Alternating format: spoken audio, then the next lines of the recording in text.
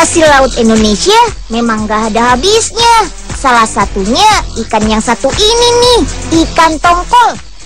Bagi para penggemar pindang, pasti sudah gak asing lagi deh sama ikan ini.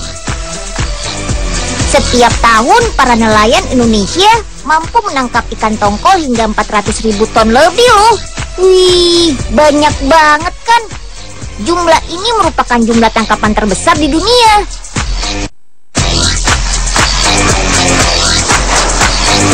Melimpahnya jumlah tangkapan ikan tongkol ternyata mampu dimanfaatkan dengan baik oleh para pengusaha makanan di negara kita, yaitu dengan menciptakan inovasi produk makanan terbaru berbahan ikan tongkol. Salah satunya cookies pindang tongkol ini nih. Yummy. Cookies memang jajanannya orang Eropa. Tapi kalau cookies dengan bahan pindang tongkol ini cuma orang Indonesia yang punya. Rasanya dijamin lebih gurih. Selain itu juga sehat dan bergizi tinggi karena kaya akan protein dan omega 3. Tuh, Fadil dan teman-temannya suka banget kan? Ikut Unyil langsung yuk ke pabriknya. Come on. Enak banget. Cuy. Akhirnya dapat juga nih pindang tongkolnya. Asik. Jadi bikin cookies deh. Kebut ah. Siang-siang begini, daripada manyun, mendingan mancing deh. Nyari empang di mana ya enaknya? Awas. Loh.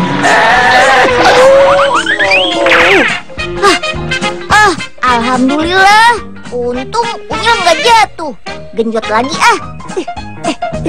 Aduh, siapa sih naik sepeda ugal-ugalan begitu? Emangnya nggak lihat apa ada Agung Hercules nih naik sepeda? Main serempet aja. Pabrik yang membuat cookies pindang tongkol ini berlokasi di kawasan Bojongkoneng, Bandung. Setiap hari pabrik ini mampu memproduksi lebih dari 20.000 lusin cookies untuk dikirim ke seluruh wilayah Indonesia. Bahkan ada juga yang sampai ke luar negeri loh. Proses pembuatan cookies di pabrik ini masih dilakukan secara manual oleh tenaga manusia.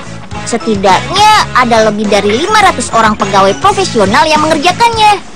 Mulai dari membuat adonan, mencetak, memasak, sampai mengemasnya. Beuh, lihat saja tuh, cepat kan kerjanya. Oke, sekarang kita buat cookies pindang tongkolnya yuk. Pertama, kita potong-potong dulu pindang tongkol membentuk suwiran. Berikutnya, kita siapkan bumbu sambalnya. Potong cabai merah besar, lalu masukkan ke dalam blender. Tambahkan bawang merah dan putih. Cabai merah kecil super pedas. Terus nyalakan blendernya deh sampai halus.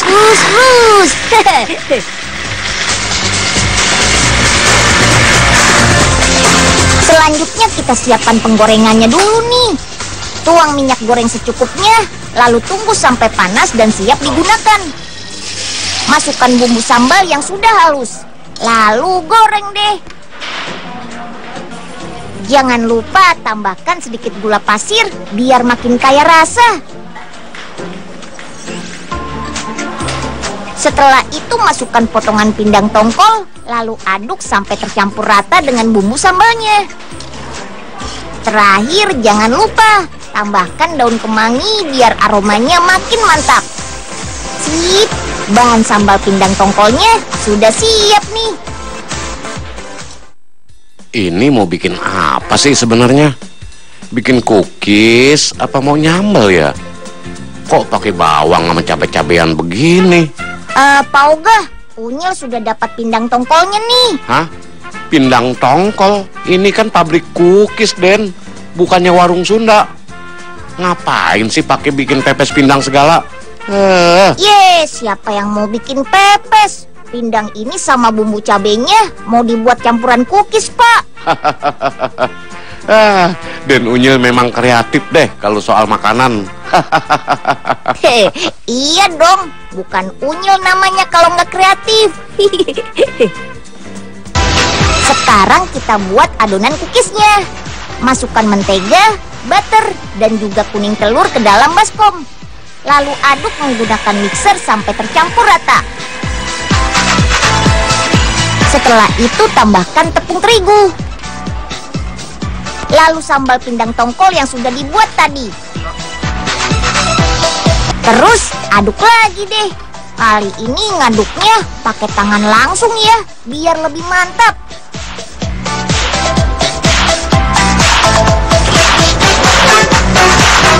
Oke, selanjutnya letakkan adonan di atas permukaan datar, lalu bilas menggunakan rolling pin sampai memipih dengan ketebalan kurang lebih setengah sentimeter. Cetak adonan cookies sesuai bentuk yang diinginkan. Gak harus kotak seperti ini kok. Mau dibuat bundar ataupun bintang juga boleh.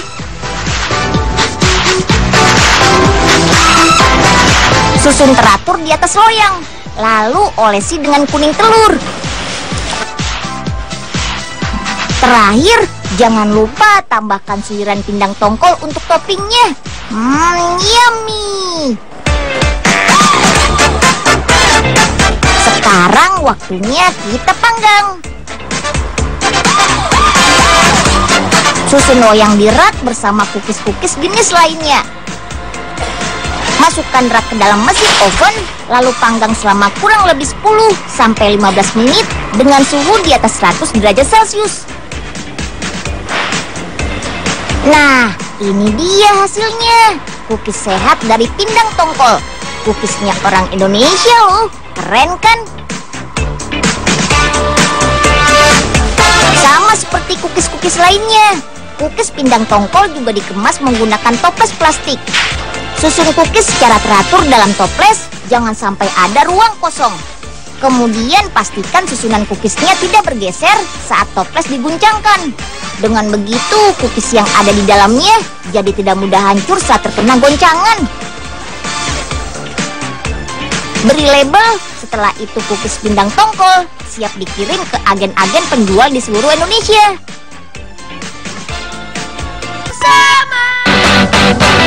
Siapa yang suka makan ikan? Nah, ikan yang satu ini walaupun kecil-kecil tetapi banyak dicari loh. Wah, kecil-kecil cabai rawit nih teman. Ini dia ikan teri asal Pulau Pasaran, Lampung. Ternyata ikan teri ini semakin kecil, harganya semakin mahal.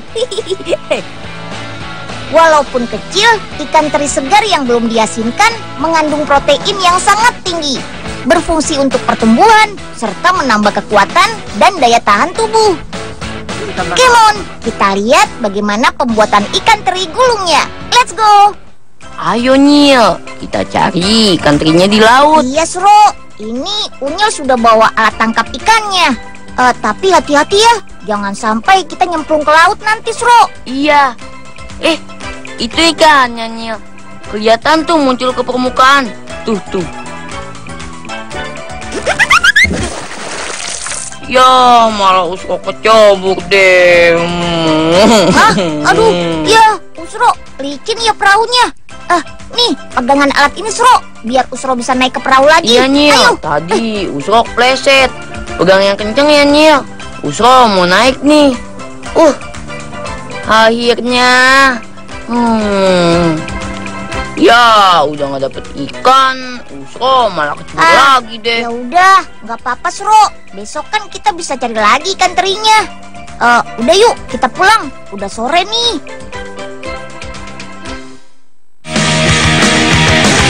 Ikan teri hasil tangkapan nelayan dijual ke kapal pengasin. Disinilah ikan teri dikumpulkan dan mulai diolah di tengah laut. Jumlahnya bisa mencapai 1 ton loh. Wih. Lalu teri direbus di dalam badeng yang sudah terisi setengah badeng air laut yang sudah mendidih ya. Untuk 1 kali perebusan biasanya sekitar 40 kg teri yang direbus selama 7-10 menit sampai teri matang. Ikan teri direbus harus menggunakan air laut karena sifat air laut yang asin, sehingga ikan teri bisa mengeras, tidak bau dan busuk. Setelah Setelah itu teri diangkat dan dimasukkan ke rombong atau keranjang bambu. Satu rombong bisa memuat sekitar 5 kg teri campur.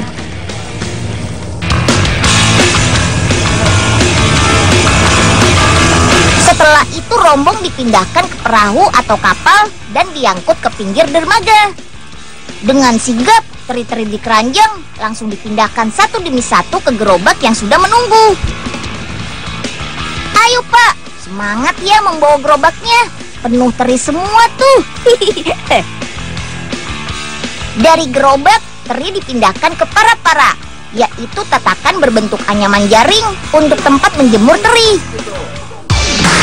Ayo teman-teman, bantu bapaknya memindahkan dan meratakan semua teri-teri ke para-para ya. Wah, cuacanya lagi panas nih. Biasanya pada cuaca normal atau panas, teri dijemur selama 3 jam dengan tujuan agar terinya kering, tidak basi, dan bentuk terinya tidak rusak. Di atas para-para itulah saatnya teri disortir dengan jenis ikan lainnya yang tertangkap juga. Teri Medan atau teri nasi dipisahkan dengan cumi, ikan kembung, teri jengki, teri nilon, dan teri buntio. Setelah semua teri sudah kering, teri sudah siap diolah menjadi masakan atau siap dijual.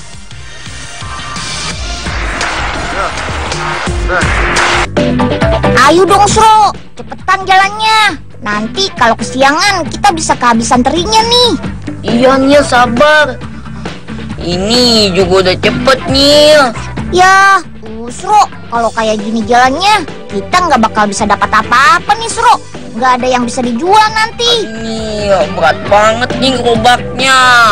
Kamu mah enak Nyil, tinggal dorong doang. Kan Usro yang narik gerobaknya berat. Aduh, jangan lemas gitu dong Sro. Ntar Unyil beliin es campur deh. Beneran ya Nyil?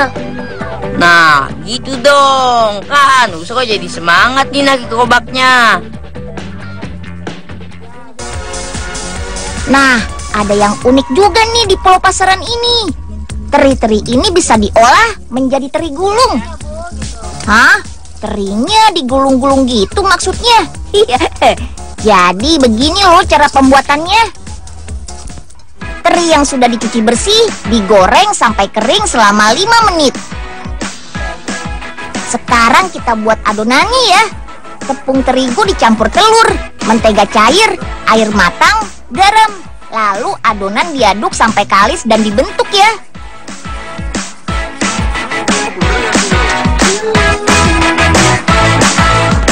Ambil 1/4 bagian adonan, lalu dimasukkan ke gilingan molen ya. Di lubang gilingan pertama, adonan diratakan. Kemudian dimasukkan ke lubang kedua untuk dipotong memanjang.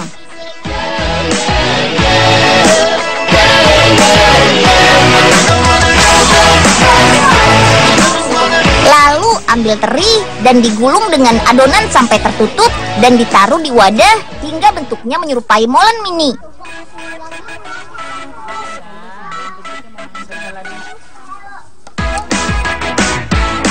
Setelah semua adonan teri sudah dibentuk, digoreng sekitar 5 menit sampai garing ya. Lalu taruh di tampah. Nah, ini namanya teri gulung original karena tanpa perasa. Sekarang kita buat teri gulung rasa karamel dulu ya. Masukkan gula pasir ke penggorengan, dipanaskan sampai cair. Lalu masukkan adonan teri yang sudah digulung, aduk sampai rata dan warna kecoklatan.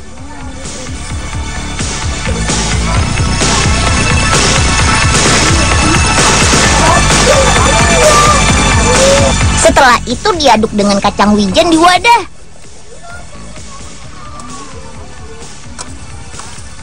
Untuk rasa pedas manis, perasa pedas ditaburi di wadah. Adonan teri gulung yang sudah digoreng matang ditaruh di wadah dan diaduk dengan perasa pedas sampai rata. Jadi deh.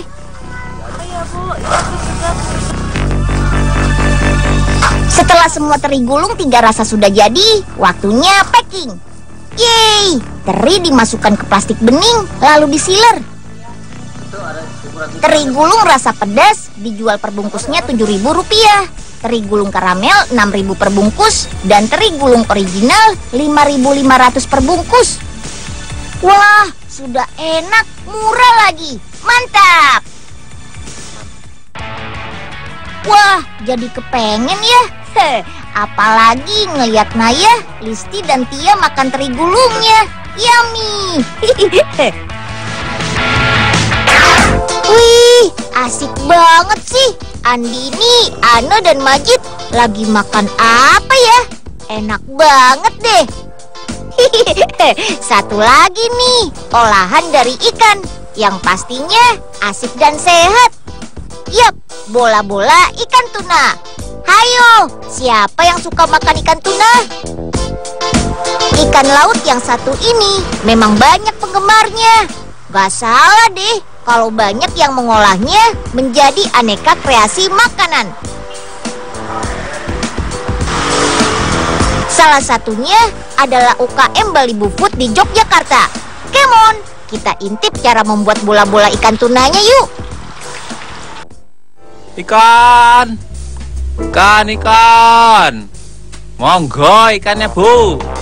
Ikan mas, ikan koi, ikan lohan, ikan. Selamat. Ambul mau beli ikannya dong. Monggo Den Bul. Ada ikan mas, ikan koi, ikan lohan, mau yang mana? Ambul mau ikan cupang, Mas. Waduh, kalau itu orono Den. Ya mbok, ya ada aja toh Den. Masa nggak ada sih, Mas? Niat jualan gak sih? Kalau nggak ada, mending tebalikin aja nih ikannya. Waduh, Embul, ambyar ikannya iki. Aduh, kalau gini carane, amsyong. Cuci terlebih dahulu ikan tunanya. Ayo Andini dan Majid, cuci yang bersih ya ikan tunanya. Karena ikan yang segar menjadi kunci kenikmatannya. Hanya bagian dagingnya saja yang akan digunakan. Jadi pisahkan daging dari tulang dan kulitnya ya. Come on, selanjutnya haluskan daging ikannya. By the way, kalian tahu nggak manfaat ikan tuna bagi tubuh kita? Yap, banyak banget. Sebagai sumber protein adalah salah satunya. Selain itu, dengan rutin mengkonsumsinya dapat mengurangi resiko terkena penyakit stroke, mencegah obesitas, dan penyakit jantung. Mantap banget kan? Oke, kita buat adonan bola-bola ikan tunanya. Biar makin sedap, campurkan gilingan daging ikan tuna dengan bumbu halus yang merupakan campuran dari bawang merah, bawang putih, lada, dan garam. Tambahkan tepung terigu, susu, dan tepung panir. Agar adonan mudah terbentuk, tambahkan kocokan telur ke dalam adonan. Nah, biar gizinya semakin lengkap, masukkan parutan wortel juga ya. Aduk-aduk sampai semua bahan menyatu. Oh iya, jangan lupa tambahkan air dingin. Gunanya untuk membuat adonan lebih kalis. Sip, saatnya pembentukan adonan menjadi bola-bola. Caranya mudah banget kok. Mirip seperti membuat bakso.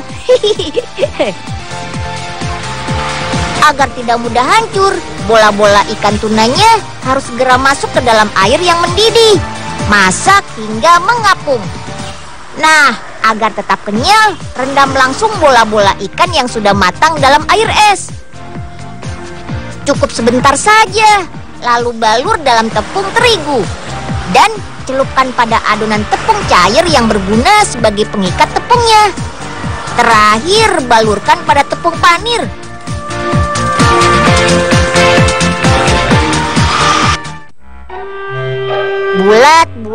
Bulat, ikannya dibulat-bulat. Lumayan nih, bola-bola tuna buatan Unyil. Wah, apaan nih Nyil? Kayaknya enak nih. Oh, ini bola-bola ikan tuna, Mbul. Wah, Embul cobain ya. Kok Rasanya kayak masih mentah sih, Nyil. Bola-bola ikannya memang masih mentah. Makanya jangan asal nyamber aja, Mbul. Rasain deh. Wah, Nyil berani ngetawain Mbul. Awas ya, nanti Mbul bales loh. Untuk menghidangkan bola-bola ikan tunanya, cukup dengan menggorengnya hingga kecoklatan.